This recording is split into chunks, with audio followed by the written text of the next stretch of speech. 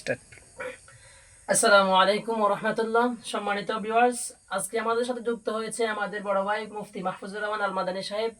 আমরা বড় ভাইয়ের নিকট একটি মাসালা জানতে চাই।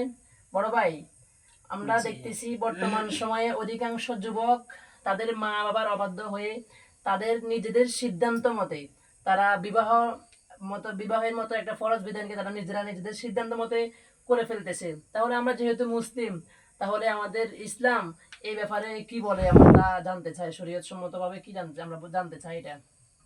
আসলে অসংখ্য ধন্যবাদ কারি আব্দুল মাজেদ সাহেবকে। এখানে আপনি জানার বিষয় কি, প্রথম কথা হচ্ছে তারা যদি এভাবে বিবাহ করে তাদের বিবাহ সহি, তারা ঘর সংসার করলেও সহি, বিবাহ কি সহি নাকি। এখানে আমি ইসলামের আপনি জানার বিষয় হচ্ছে মা বাবার অবাধ্যতা। তো অবাধ্যতার কারণে তার বিবাহের মধ্যে কোনো ক্ষতি হবে না, এটা হচ্ছে প্রথম কথা।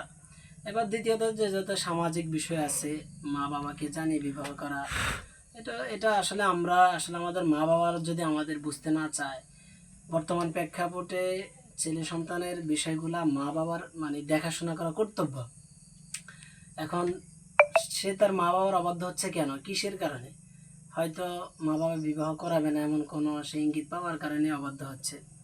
অর্থনৈতিক বা যেগুলো আছে এগুলো দেখাশোনা করে, অবশ্যই সে যে বিবাহ করেছে অবশ্যই সে চালাতে পারবে দেখিয়ে তো বিবাহ করেছে।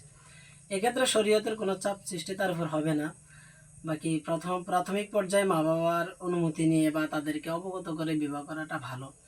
বাকি শরীয়ত তো কেউ যদি বিবাহ করে বিবাহ হারাম বলে না, কারণ প্রাপ্তবয়স্ক মেয়ের বিবাহের নিজ ইচ্ছায় বিবাহ করার অধিকার আছে, যেটা হাদিস দ্বারাই প্রমাণিত। আশা করি আমাদের দর্শকরা বুঝবেন।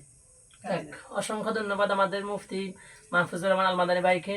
অসংখ্য ধন্যবাদ আমাদেরকে ভাই সুন্দরভাবে সাজিয়ে গুছিয়ে বলার জন্য। অসংখ্য ধন্যবাদ। সবাই আমাদের পাশে থাকবেন। আসসালামু আলাইকুম ওয়া রাহমাতুল্লাহ।